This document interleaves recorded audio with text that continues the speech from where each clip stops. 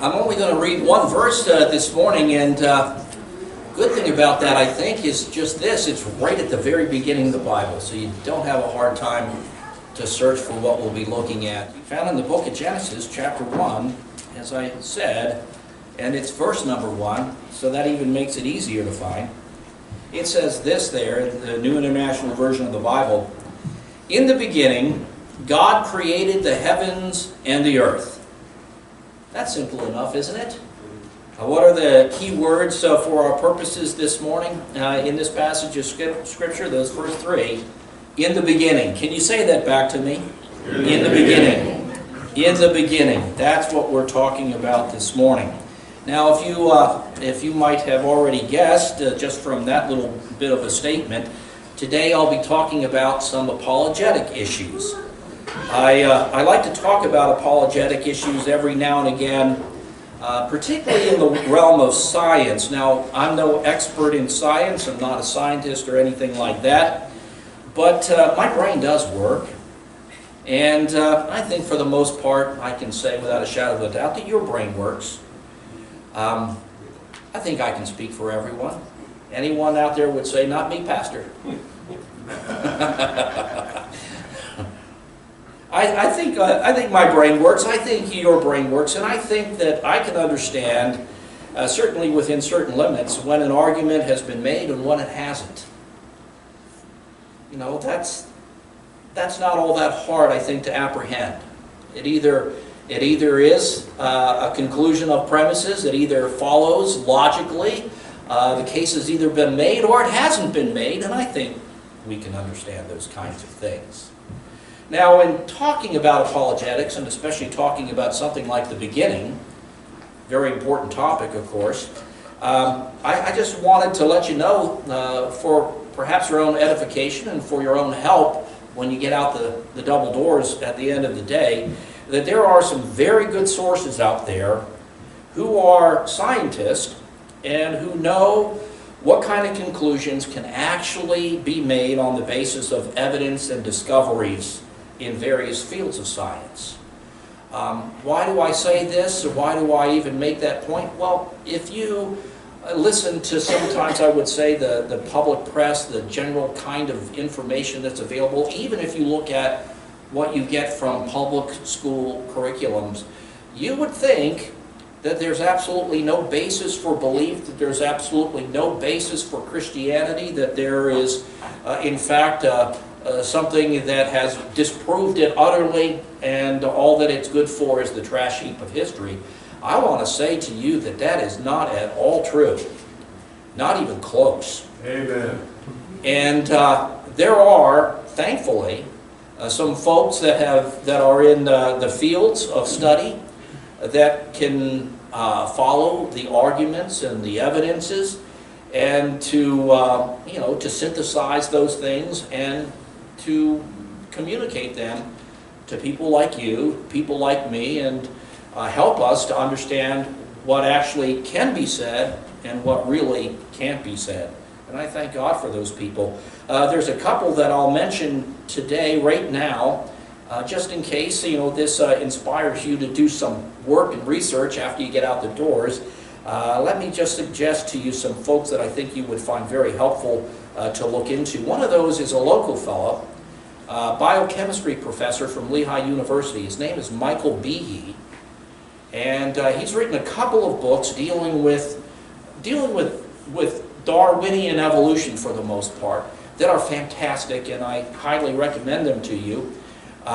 They are not filled with a lot of jargon that you won't be able to keep up with. They are written at a very accessible level, and I highly recommend those works to you. If you don't like reading, believe it or not, I know that he has some videos, even video series on YouTube. So if you look for Dr. Behe on YouTube, you'll be able to find at least the things that he is saying in video, if you don't like to read books. And another person that I have found extremely helpful is a guy named Dr. Stephen Meyer. He's written several books. He's written Darwin's Doubt, maybe is amongst the ones that are most famous. He's also written something called The Signature in the Cell. He's written another newer book. All of them are excellently written, very accessible, again, to somebody who, is not necessarily in tune with the jargon of various scientific fields, but at the same point in time, the man is well educated, very learned, and is very capable of synthesizing scientific arguments and presenting them in ways that make sense and can be understood. So these folks I have found very helpful in my own studies, and I suggest them to you, Dr. Behe, Dr. Meyer, both very helpful. Even if I've accomplished nothing else today, if I will accomplish nothing else today in this particular message, if I can inspire a couple of you to actually look into their works, I will have done a very good work indeed. Now, in saying, I guess I should say this, in saying that these two names, I don't want to leave the impression that they are alone. That there's two islands of sense out in the midst of an ocean of inanity. I don't want to make that particular point. So if I've made that, forgive me. Let me just say, by suggesting these two, what I'm saying to you is that these folks do a very good job, and you will be very blessed, I think, in pursuing what they have written. But it's not like they are alone. There is a whole host of other folks that see things similarly, that find the same kind of truth in various areas of science and scientific endeavor. And if you love the subject matter, if you like the subject matter, there's a lot out there that you can delve into. There is no reason for you to make the assumption that God has been disproven, that faith has become unnecessary, and that Jesus is a relic of history. Now, in talking about all this, I would like to say that a lot of these, perhaps we would say, some of the animosity that seems to exist between science and religion, particularly between science and Christianity, that always was not the case in science. Really, there was a time when science was not considered an enemy of faith at all. In fact, some of the biggest strides in science that have ever been made were made by people that had faith in an era where it wasn't something that was considered unscientific in any regard. Let me just give you a couple names that you may have well heard of that will help you understand this point. How many of you have ever heard of a guy named Isaac Newton? He was a devout believer. How about Kepler? Johannes Kepler, also a devout believer.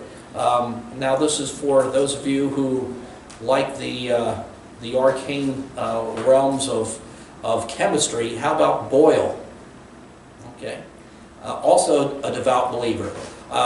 These folks, these names are gigantic in the fields of physics, of course, Isaac Newton, and mathematics to some degree, and Kepler, mathematics and astronomy. Fantastic name, big gigantic name in that field. And Boyle is the father of modern chemistry, for goodness sake. And all of these folks were devout believers.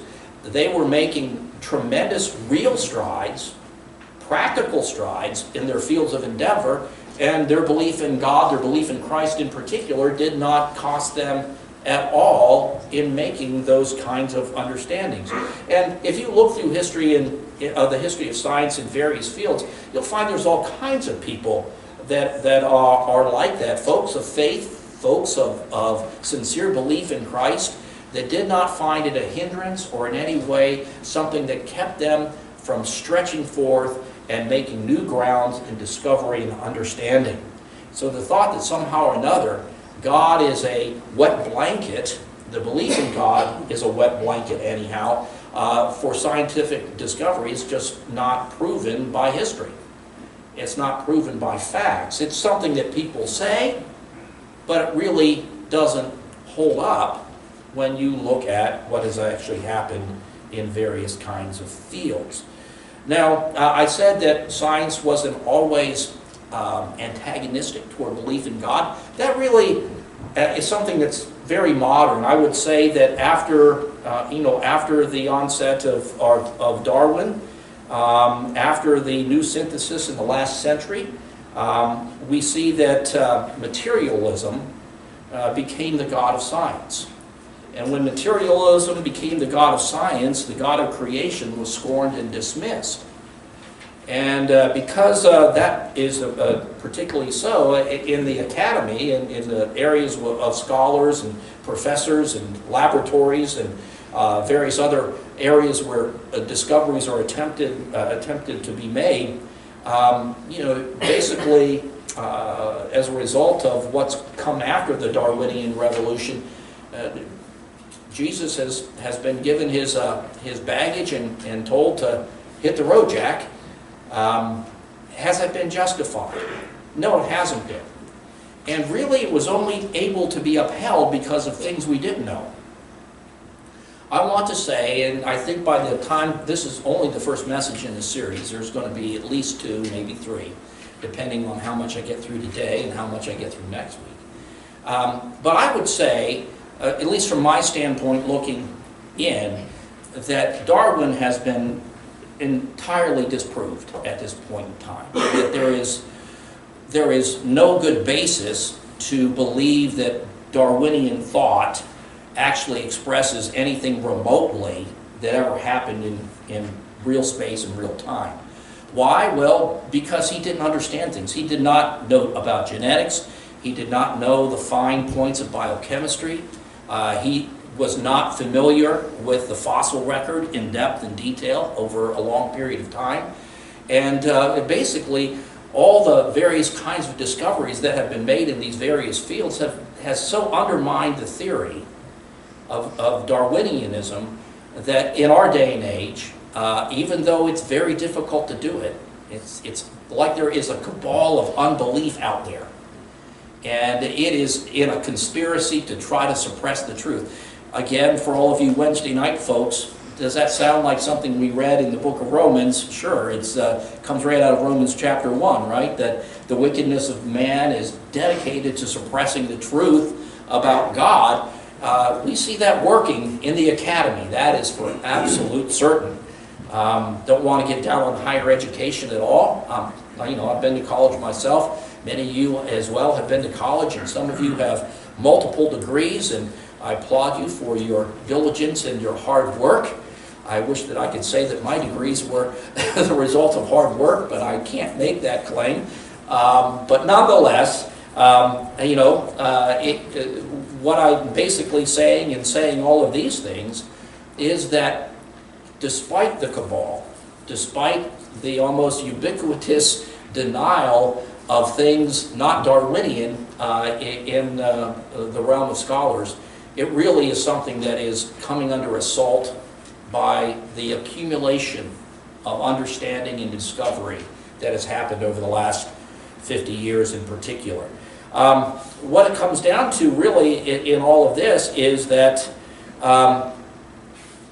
as a result of this, we've even seen some big names in science make a change. There's a guy named Fred Hoyle. Does anyone know that name? Fred Hoyle, famous astronomer. He is the one who coined the phrase, the Big Bang. Looking deep into science, he who was an atheist changed his mind. Why did he change his mind? Because of the facts. Right? He changed his mind because of the facts. He went from a place of atheism. Now, I can't say that he came to Christianity, but I can say that he changed his mind about atheism. He found that it was not a viable explanatory framework to look at the evidence. Okay, so that's Fred Hoyle. We can also look at names like Antony Flew. Now, this is a recent one. He was probably the foremost academic champion of atheism philosophically. He was a philosopher by trade. He came out after a lifetime of promoting atheism back in like 2004, just shortly before he died, and said, I was wrong. There has to be a God. So he went his whole life publishing all kinds of works, influencing God only knows how many other people to follow a pathway that led to the abysmal pit of unbelief. You know, in his old age, God bless him, he at least had the courage of conviction to rise up and say, I was wrong, there has to be a God. Right? And so Anthony Flew is a name that perhaps some of you would recognize. And I would say that there's another name, and you know, I can't say that I agree with all of this guy's conclusions about a lot of things, but his name is Francis Collins. He just recently retired from being the head of the NIH, and he is a staunch believer in Jesus Christ. And so what I'm saying to you is just this, is that there is no basis to have an understanding that you would think that anyone who is a person of science also has to be a person of unbelief. There is no viability to the fact that scientific discoveries that have been made over the last couple of hundred years has obliterated the need for faith. These things are not true at all, and as we talk about beginnings this morning, hopefully we'll disabuse you of some of those notions and help you to realize that being a person of faith doesn't mean that you've cashed in your brain. It doesn't mean that you've stopped thinking. It doesn't mean that you've dived into the deep end of the pool of irrationality. It doesn't mean any of those things. In fact, to tell you the honest to God truth, if you are a thinking person and you're looking at what's available out there in the way of evidence and theory and mathematics, guess what you're going to find? There's pretty good reasons to believe. There's very good reasons to believe. And so, all of you who might be bullied by the cabal, I encourage you to stand up and say, not so fast. There is a God. He's created all things. He was there in the beginning, and that's why there is something rather than nothing. And all the evidence that's out there in various fields of study do nothing but point to that very reality. That's the truth, and that's what we're going to explore. Are you still with me this morning? Amen. Or have some of you just become sleeping in boredom, saying, oh no, Nathan, thank you, Nathan. I appreciate that, buddy. I'll remember that when you're older.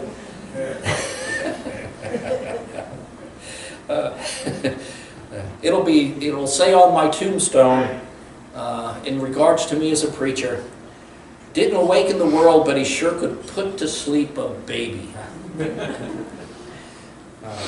Anyhow, let's continue on moving. Now, today, I'm going to be talking about just one area. I'm going to just mention now 4 different areas where we're going to be exploring or have explored, but we're just going to be looking at one of those today. Now, what are these 4 areas of science and reason that are particularly rich in evidence that would lead one to conclude that there is truly an all-wise, all-powerful God behind all that is? It's just this. They are the Big Bang Theory. Can you say that back to me? The Big Bang Theory. The statistics of chance. The statistics of chance. That's hard to say. What's the stats of chance? The stats, yeah. From a sports guy, right? You know, let's get it down to stats of chance.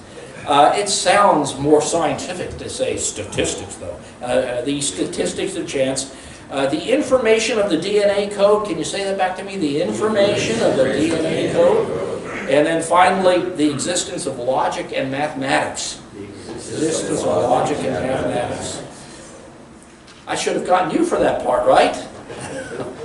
But these are 4 areas. These 4 areas are particularly rich in discoveries, understandings, theories, evidences that really do point to the existence of a creator, the existence of an intelligent creator, the existence of the God of the Bible. Now, we're going to be looking at all of those in this series of messages, except for the statistics of chance. Why? Well, we've done that just in the recent past. Remember when I had Gavin up here standing, writing zeros on a whiteboard? I was using, trying to get you to understand. You put a decimal point in, and we start writing zeros. And we were looking at the statistical chances or the statistics of chance producing usable biochemical molecules. And if you recall that we had him writing zeros, he actually ran out of room on the whiteboard before he had all the zeros that we needed to have in there to put the chances that are involved about making a single usable protein. We were only looking at something that was 150 amino residues long, and when you look at something as simple as that, most of the proteins that are used in living systems are much longer. But using that, making some assumptions that were very generous, what did we find? Well, you get down to statistics that say the chance of this occurring just out of the blue by no direction, no input, that they are so vanishingly small that they become nothing. If you recall, one of the conclusions I made in that particular analysis was that the statistics of chance, when you get to the levels that we have them in that field, again, looking at it from the outside, you know what I read from that?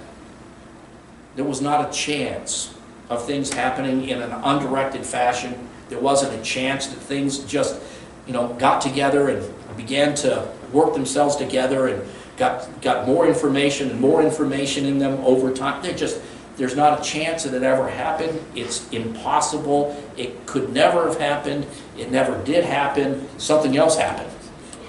We already been through that, so we're not going to go through that. So what are we going to talk about? Today we're going to talk a little bit about the Big Bang Theory. Next week we'll be talking about maybe the other two, which would be that we're going to be talking about the information in the DNA code and the existence of mathematics and logic. I'm not sure that I can actually fit them into the framework of time that makes sense to do in a singular message. Sometimes I usually have just a single sheet of paper for notes when I'm preaching. And so I just jam everything that I think I need to remember into that sheet of paper. And, most of the time I'm running in between the lines that I have written on the basis of what I try to jam into my head. And long and short, story about all that is that I'm never quite sure precisely how much time it's going to take me to get through a certain thing. So it may be 2 weeks coming, it may be only one. But nonetheless, that's what we have ahead of us. Are you still with me? Amen. All right, so let's talk about the Big Bang Theory. Now, the Big Bang Theory represents really, I think, in a lot of minds anyhow, the pinnacle of an atheistic worldview's scientific discovery. I think that there's a lot of people who just think that that was the be-all, end-all of all things that were religiously oriented, and that with the advent of understanding things, how things came to be in that respect, that it just totally does away with any need for a God, for a creator, for anything else like that. But it does not. And I'd like to explore a couple of points about the Big Bang Theory this morning that really do nothing more than reiterate the passage that I read to you. What did I read to you this morning? In the beginning, God created the heavens and the earth. A nice, simple statement. Now, to get to the Big Bang Theory, of course, it took hundreds and hundreds of years of a lot of really smart people doing things like developing very deep mathematics, making incredible observational tools, telescopes, radio telescopes, all those kinds of things, and just pursuing knowledge and discovery with all that they were worth. And finally, they came out, and again, this goes back to like in the 1920s and 1930s, and they started formulating the concept of the Big Bang Theory through the various kinds of studies that went on in the field in the 60s, right up into the early 70s, when you have the advent of Stephen Hawking, which is a name I'm sure most of you are all familiar with. This theory just became the dominant way to see things, and it seems that it's in very good standing mathematically. The math works, and it seems like it's in very good standing as far as just the observations that are being able to be made about, such distances into the universe that give us some hints about what might have been going on such a long time ago. But regardless, the Big Bang Theory really is the theory as far as the theory of origins and the theories of how things came to be. But you have to hear something in making that statement. What's implicit in making a statement like I just made? Well, the Big Bang Theory says that there's a beginning. Isn't that what we read in Genesis chapter 1 and verse number 1? In the beginning. There was a beginning. Who was at the beginning? God was at the beginning. But for stuff, the heavens and the earth, all that we consider part of the universe, there was a beginning, and that beginning was caused by God. That's what the Bible says. What does the Big Bang Theory say? Well, the Big Bang Theory says that everything started with a singularity. Something akin to a black hole, but not a black hole. Of course, they didn't come into existence until after. But the Big Bang Theory posits that everything in the universe was, because everything is expanding, you can reverse that expansion. It's like if you see a car go past you, if you start extrapolating from where it's going, you can get back to where it came from. And that's true in our universe. Because of this thing that's called inflation, the universe is expanding, everything is moving away from everything else, and it's measurable. It's been measured to quite a precise degree of accuracy. And because we have that kind of measurement, scientists were able to work backwards from it, and what they came to the conclusion is that when you do that, you come to the place where everything that is had to have been packed together into an incredibly, intensely small dot. All of the matter, all of the energy, all of the space, all of the time, all that we understand as the universe had to be crunched into this infinitely small little dot. And that was the beginning of things. At the beginning, there was a dot basically of nothing. And from that dot of nothing, everything came out. Now, when you say Big Bang, it kind of invokes the thought of an explosion. And physicists, astrophysicists, cosmologists will always try to disabuse you of the notion that the world started with an explosion. That's not what the Big Bang is. The Big Bang just says that everything was almost infinitely compressed into a ball of nothing, and from that ball of nothing, it's hard when you say the word ball, because when you talk about a singularity, you're talking about something that doesn't have space or time. You're talking about something that really is dimensionless. And so, from that kind of a situation, all of a sudden, it just started expanding, and when it did, all of this other stuff that we see and understand and that we can follow kind of emerged. It came out of this. And so that's the Big Bang Theory in a nutshell. That's what it's talking about. Why do I say that such a theory explaining the beginning of things is something that is friendly to faith? Well, it's just this, is that it says that there is a definite beginning. The Big Bang tells us there's a finitude to the universe. Now, if you're an atheist, that's not a pleasant thought. Why? Well, because for an atheist, if there is a beginning, if there's a discrete time when time and space and energy and matter came into being, then you have an issue that you run smack dab into. It's an old argument going way back to Aristotle, but it's an old argument called the Cosmological Argument. And basically the Cosmological Argument states something like this, at least from the mouth of a medieval theologian called Thomas Aquinas. Everything that begins, for everything that begins, there has to be a cause other than itself. That makes sense, right? For everything that has a start, for everything that comes to be, for everything that wasn't existing but is now existing. For everything that is in that category, what do we know? We know that for everything like that, there has to be a cause that made it come into being. Furthermore, and I think this is better, this was better formulated by Thomas Aquinas than it was anyone who went before him. But furthermore, what we can say is that that cause can't be itself. Because what we know is that things that are caused don't cause themselves. Right? That's the way it is. Something causes that which starts to be. If the universe had a start, if the universe had a beginning, then it tells you what? That there has to be a cause that is not in that universe for that universe to be.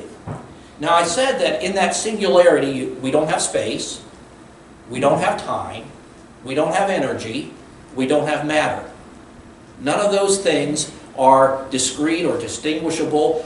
They don't exist. There's really nothing, really, when it comes down to it, in this singularity. And from that nothingness, if that doesn't make sense to you, the only thing that I can think that might help you if you've had any kind of exposure to it is the thought of quantum froth. You've ever heard of the expression quantum froth, right? Down at a very, very small level. When you look at all the stuff that is at a very, very small level, they're talking below Planck length. So you're talking about something that is so small, it's below the 10 to the negative 44th as far as measurable distance. Now, that is just so remarkably small, I don't even know that the word small does justice to the concept of smallness that's involved. But nonetheless, what we are told is that out of nothing this came. Now, again, his studies in quantum mechanics and quantum physics led Stephen Hawking to think that they had a reasonable explanation for how something can come from nothing. But the fact of the matter is that even in the realm of quantum mechanics and in quantum field theory, something doesn't come from nothing. It comes from the quantum vacuum. It comes from something that gives rise to it. In other words, the thought of Thomas Aquinas still holds up. Right? For everything that has a start, there is a cause for that start that isn't the thing itself. It still holds up. Now, people thought that whole kind of way of looking at things, that kind of theorizing, died in the early 1900s, that it got thrown on the ash heap of history. But, right, further looking, further discoveries, further various kinds of mathematical treatments, and you end up coming to our day and age when all of a sudden this argument comes front and center again, and it seems suddenly a very powerful argument, the cosmological argument.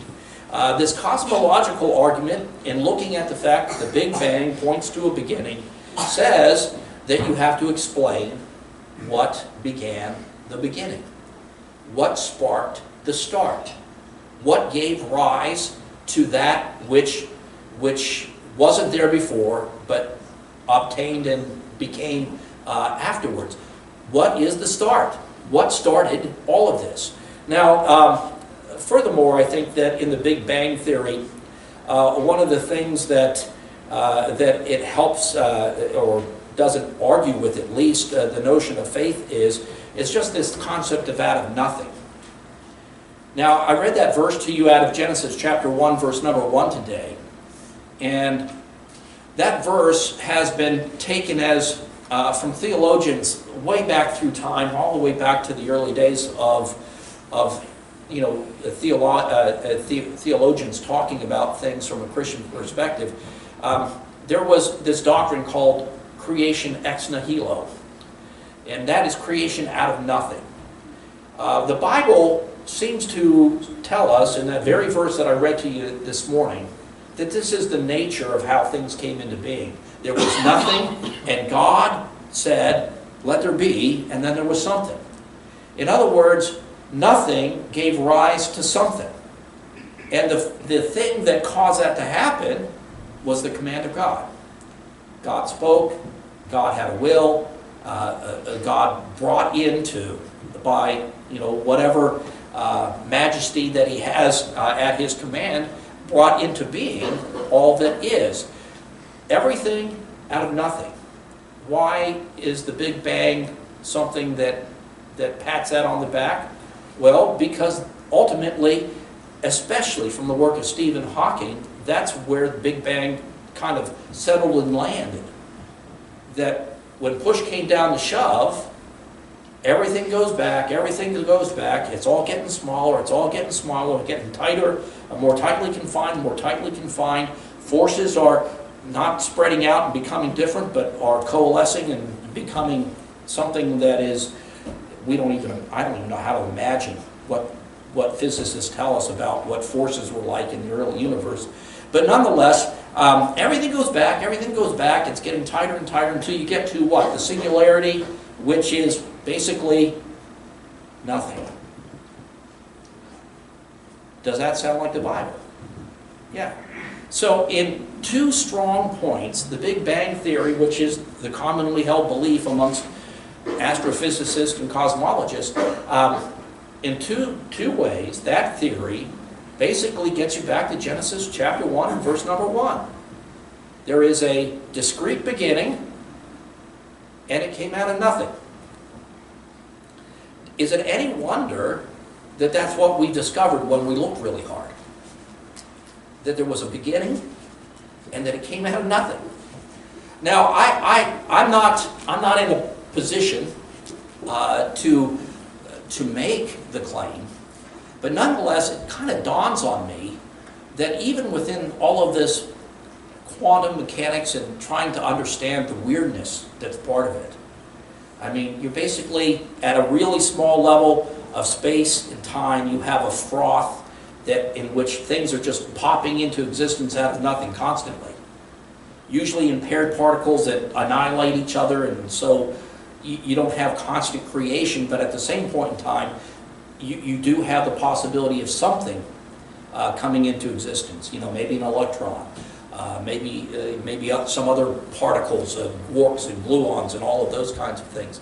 But nonetheless, what all of that tells me is that even at that very small level, even to this day, we have a little model that's trying to echo back to the very beginning of things. It doesn't make sense from a theological standpoint that even if I look at very small spaces in this moment, that those very small moments, that very small space would teach me this same principle, that things have come out of nothing. No, I don't think that that's a surprising finding at all.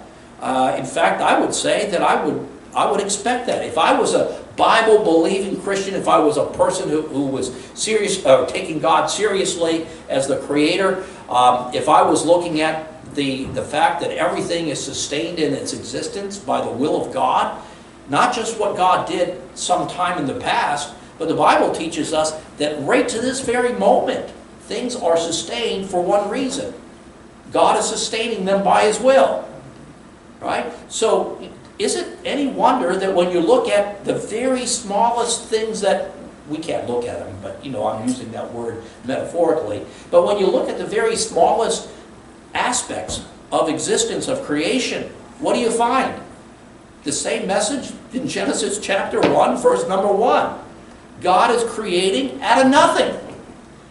It holds in time when you look at the cosmos in the big scale, right? And it holds if you were looking at the very small scale. God's continuing to say, Genesis chapter 1, verse number 1, Genesis 1, verse number 1, over and over and over again. Does that make sense to you?